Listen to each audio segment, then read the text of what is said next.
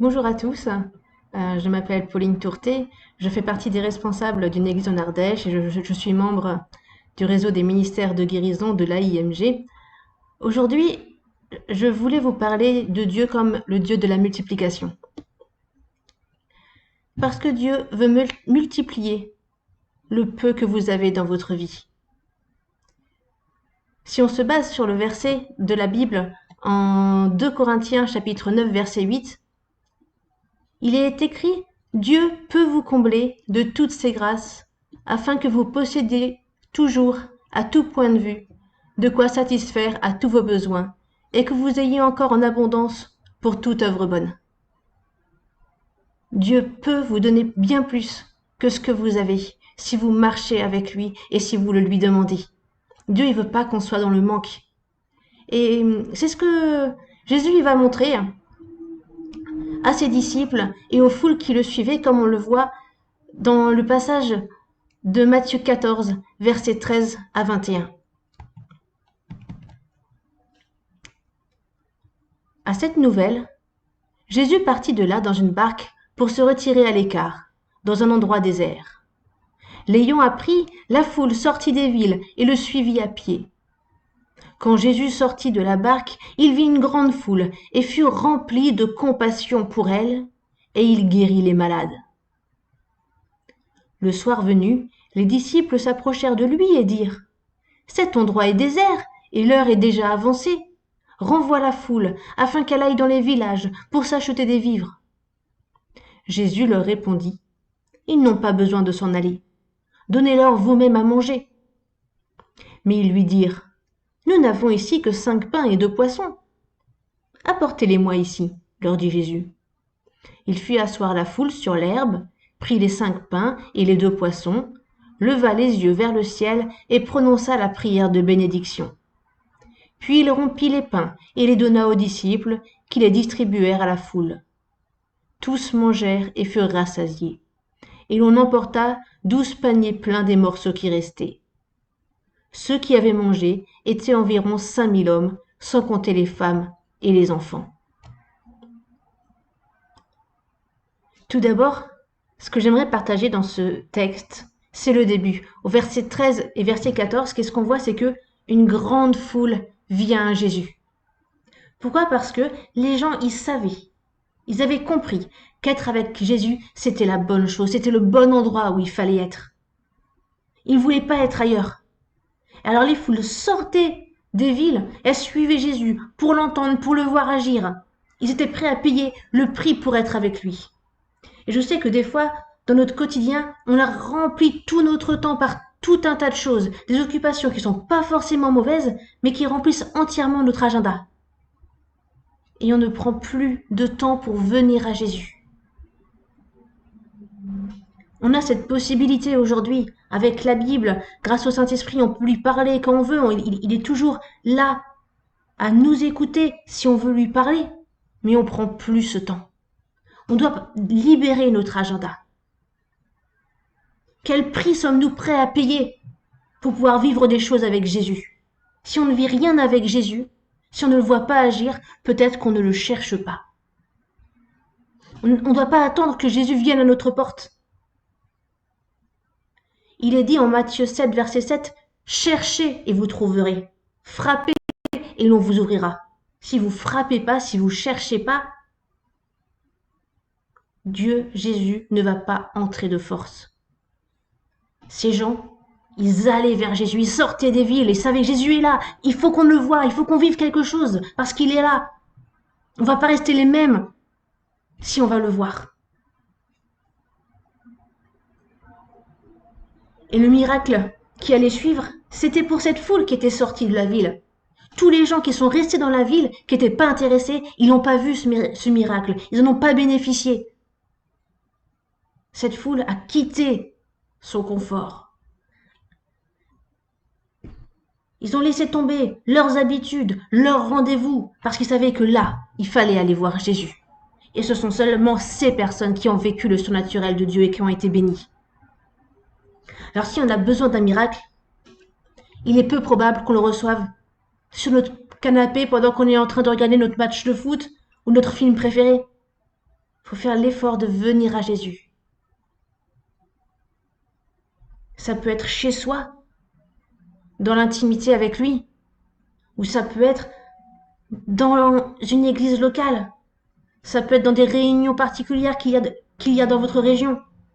Allez, euh, allez vers les endroits où Jésus se manifeste, où vous sentez la présence de Dieu. Ça peut être en regardant des vidéos où vous sentez « Waouh, je sens que Dieu est avec moi et que Dieu me parle quand je regarde ces vidéos. » Jésus, il a été ému de compassion en voyant cette foule venue le trouver. Parce que toutes ces personnes, elles savaient qu'elles avaient besoin de Jésus. C'est pour ça qu'elles sont sorties des villes. C'est pas les personnes qui étaient satisfaites de tout dans leur vie qui sont allées le voir. Mais celles qui savaient au fond d'elles-mêmes qu'elles avaient besoin de Jésus. Qu'il leur manquait quelque chose, qu'il y avait comme un vide dans leur cœur. Elles avaient besoin d'entendre Jésus parler. D'avoir une relation plus sincère avec Dieu. D'être touchées par lui. Et Jésus, rempli d'amour, a compassion pour chacun d'eux.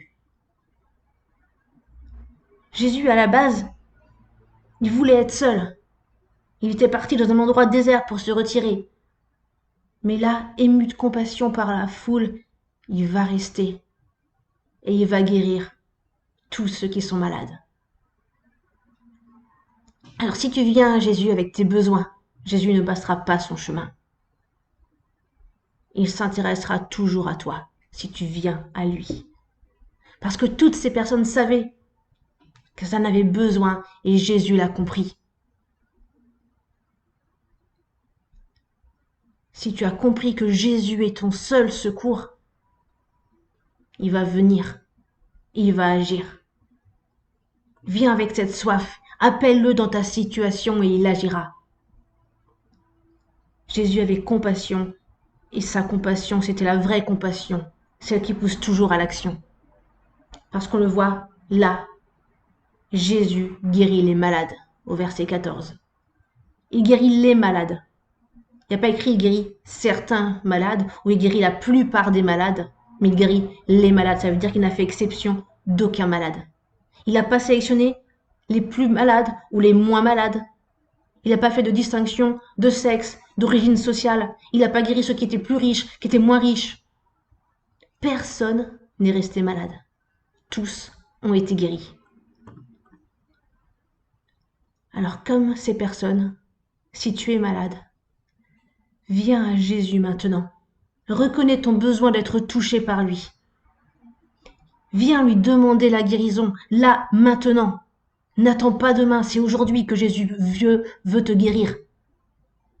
Place ta main à l'endroit de ton corps où tu as besoin de guérison. Et je vais prier pour toi.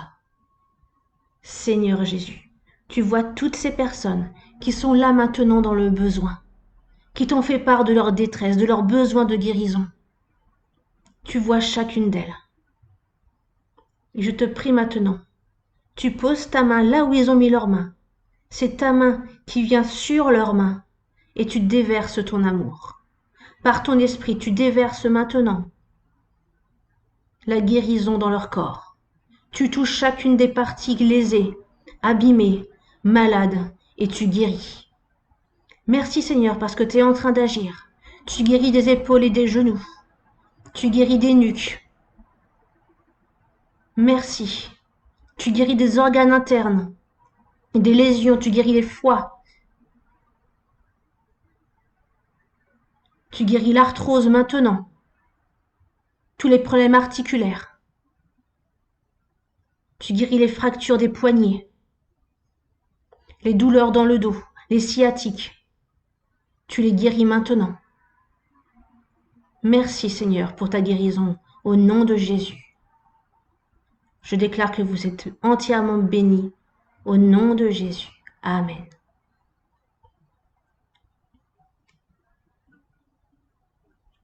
Au verset 15, le soir est arrivé et la foule est encore là. Probablement qu'elle est encore en train d'écouter les enseignements de Jésus. Et les disciples, ils vont le voir et ils disent, mais là, il faudrait que tu les renvoies, ces gens. Ils ont faim, ils sont là, Fais quelque chose. Il faut les nourrir, nous on peut pas. Renvoie-les chez eux. Mais Jésus avait un autre plan. Le plan de Jésus, c'était les nourrir lui-même. Ça, les disciples ne l'avaient pas compris. Et parfois, on a nos plans, on pense savoir ce qu'il faut faire. Nous, on vient à Jésus, on lui explique, regarde ce qu'il faut faire, fais ça. Fais ça, et tu le fais de cette manière. Parce que c'est comme ça qu'il faut le faire. Et si Jésus avait un autre plan pour ta vie?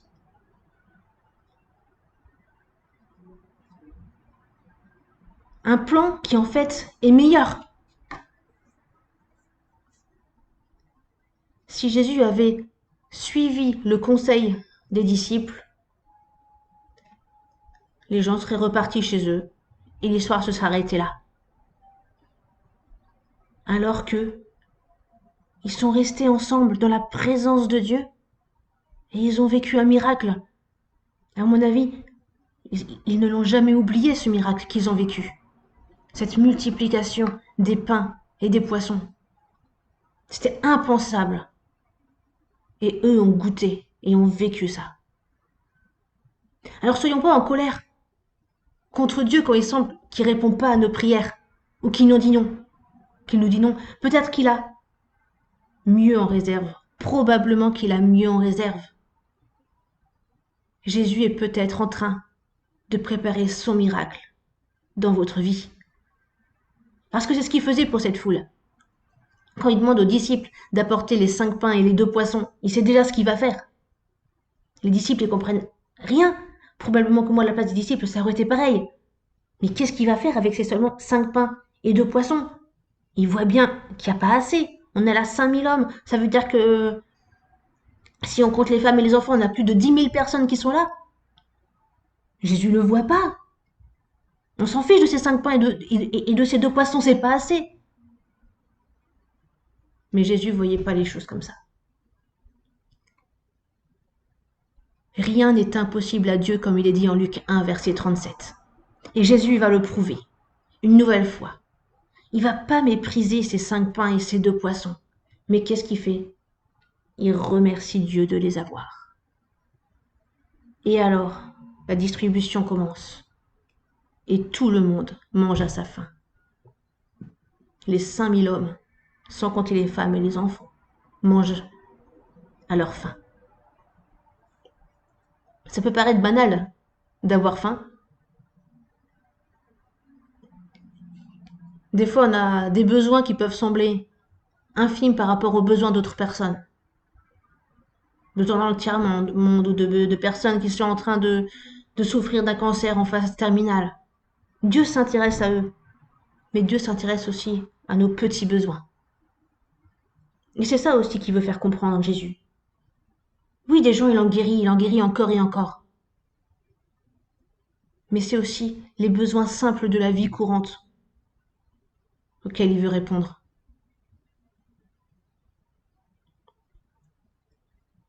Aucun de tes besoins n'est insignifiant pour Jésus. Alors que te manque-t-il aujourd'hui? Peut-être que tu n'as pas les finances suffisantes pour répondre à tes besoins ou à ceux de ta famille. Remercie Dieu pour le peu que tu as et demande-lui de le multiplier. Peut-être que tu n'as pas assez à manger. Remercie Dieu pour le peu que tu as. Demande-lui de le multiplier. Peut-être que tu n'as pas assez de temps pour toi ou pour le consacrer à ton église locale. Quel que soit ce qu'il te manque, remercie pour ce que tu as. Le peu que tu as, Dieu va le multiplier. Quel que soit ton manque, Jésus veut te rassasier.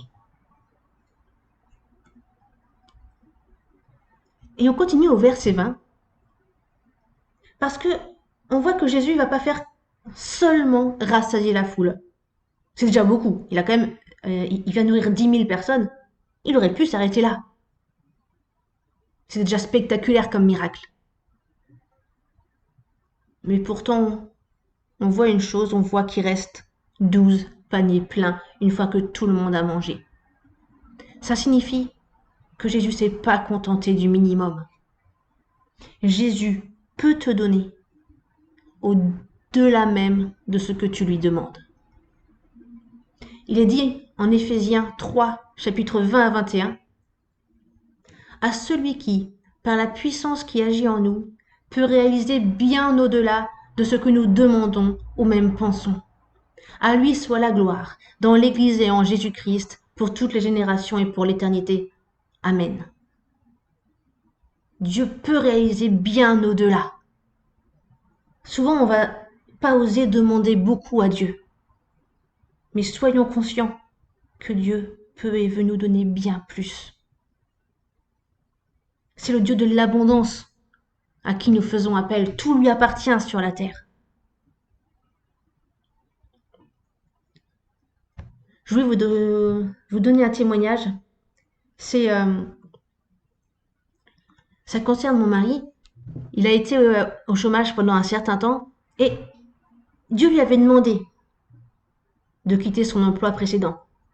Et on pensait qu'il allait retrouver un travail rapidement. Et finalement, les choses ne se sont pas faites comme ça. On cherchait la volonté de Dieu et Dieu restait silencieux. Mais Dieu avait son plan.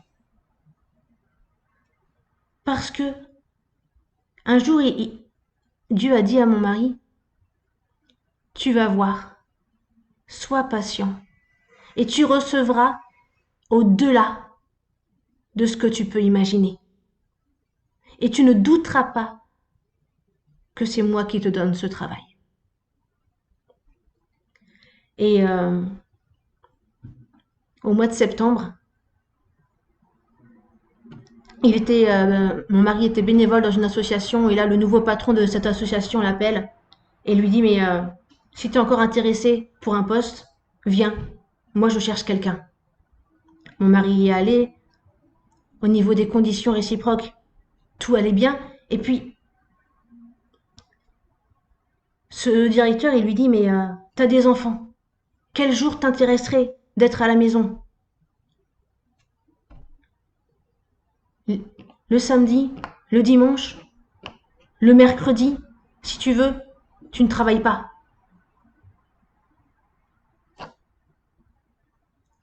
Aujourd'hui, c'est tellement dur de trouver un travail où même le dimanche matin, on ne travaille pas.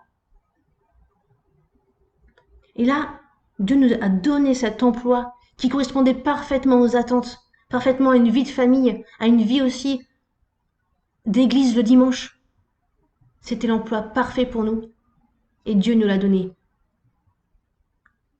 On n'avait pas imaginé un travail qui correspondait aussi bien à ce qu'il nous fallait. Je disais que c'était trop grand, qu'aujourd'hui, dans les circonstances actuelles, si au moins le dimanche n'est pas travaillé, ce sera déjà très bien. Dieu nous a donné au-delà de ce qu'on pouvait imaginer. Et c'est ça qu'il veut faire, Dieu. Alors, j'aimerais prier pour vous maintenant. Qu'est-ce qui vous manque aujourd'hui? Qu'est-ce qu'il y a dans votre vie où vous vous dites, ça, j'ai trop peu. J'ai besoin de plus. J'ai besoin, Seigneur, que tu multiplies ça dans ma vie. Et je veux voir ta gloire. Je te le remets. Je m'abandonne entre tes mains. J'ai besoin que toi tu agisses là maintenant. Je te prie, Seigneur, pour toutes ces personnes. Là où elles sont, tu les bénis. Et je réclame l'abondance dans leur vie. Tu donnes. Tu es un Dieu qui donne. Encore et encore. Merci parce que tu vas surprendre toutes ces personnes par la manière dont tu vas faire les choses. Tu as tes plans, tes manières de faire, et c'est les tiennes qui comptent, Seigneur. Apprends-nous à oublier nos manières de faire, nos plans, pour que ce soit les tiens, Seigneur, les tiens seuls. Oui, je réclame la bénédiction et la faveur dans la vie de ces personnes. Que ce soit au niveau des finances, que ce soit au niveau du temps, quels que soient les besoins, au niveau d'un travail, tu donnes, Seigneur, et tu pourvois. Au nom de Jésus. Amen.